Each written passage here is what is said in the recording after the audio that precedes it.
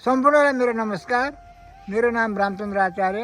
मेरो ठेगाना पोखरा वडा नम्बर 11 गाउँ। आज म हाम्रा मौरी कृषकज्यूहरूलाई यो चोर मौरी र घर खोज्न हिँडेका, आफ्नो वासस्थान खोज्न हिँडेका मौरीहरूको बारेमा सानो जानकारी दिन गइरहेको छु। यहाँहरूले ध्यानपूर्वक हेर्ने र सुन्ने गरिदिनु होला भन्दै म भिडियो सुरु गर्न लागेँ। कृषकज्यूहरू जस्तै अब धेरै कृषकहरूले सोध्ने गर्नुहुन्छ कि चोर मौरी र वासस्थान खोज्न आएका मौरी हामीले कसरी पहिचान गर्ने भन्ने बारेमा धेरै प्रश्न गर्नुभएको छ। यसै बारेमा म एकदम मैले जाने बुझेका कुराहरू, मेरा अनुभवहरू यहाँमा राख्न गइरहेको छु।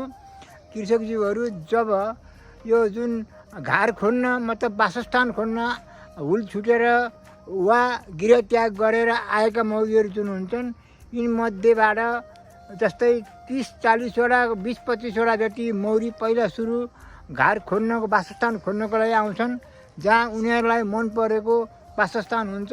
अँध्यारो ठाउँ, त्यस्ता ठाउँ अँध्यारो ठाउँ र सानो पाल भएका कहीँ पनि त्यस्ता ठाउँहरूमा उनीहरूले चाहिँ वासस्थानको राम्रो होला भन्ने सोच राखेर उनीहरूले चयन गरेर अनि आफ्ना जुन साथीहरू जहाँ झुपुक्क सबै एकै ठाउँमा पोको परेर बसिरहेका हुन्छन् कुनै रुख बिरुवाको हाँगामा, त्यहाँ गएर खबर गर्छन् कि साथीहरू हामीले बस्नको लागि हामी ठाउँ भेटाएका छौँ र जाउँ भनेर त्यहाँबाट सबै मौरीहरू भुर्र उडेर आएर त्यो ठाउँमा बस्छन् र आफ्नो चाहिँ त्यहाँ वासस्थान जमाउँछन्।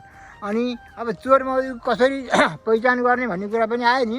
चोर मौरीको त कस्तो हुन्छ भन्नुहुन्छ भने कुनै घरमा यदि मह छैन, मौरी धेरै छन् भने र कुनै घरमा मौरी थोरै छ, मह धेरै छ भने त्यस्तो घरहरूमा ती धेरै मौरीहरू भएको घरका मौरीहरू मह चोर्नका लागि भनेर मतलब मह भएको घरमा आउँछन् र मह भएको घरमा आउँदाखेरि उनीहरू लडन्त हुन्छ, भिडन्त हुने क्रममा धेरै मौरीहरू त्यहाँ मृत्यु पनि हुन्छ।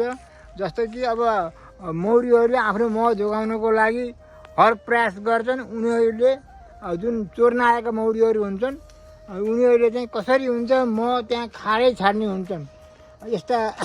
यस्तो यदि गऱ्यो भने हजुरहरूले बुझ्नुपर्ने हुन्छ कि यिनीहरू चोर मौरी हुन्, यिनीहरू चाहिँ महको लागि आएका हुन् भनेर हामीले बुझ्नुपर्ने हुन्छ। भन्दै यो भिडियो हजुरहरूलाई कस्तो लागेको छ, यो भिडियो हजुरहरूलाई राम्रो लागेको छ भने सेयर गर्नुहोला र हाम्रो यो नेपाल बी किपिङ युट्युब च्यानललाई सब्सक्राइब गर्न नभुल्नु होला भन्दै मौरीकै बारेमा अरू थप हजुरहरूलाई के जानकारी चाहियो भने 98 60 53 12 24मा सम्पर्क गर्न सक्नुहुनेछ भन्दै यहाँहरूको दिन सधैँ सुखमय रहोस्। हस्त नमस्कार।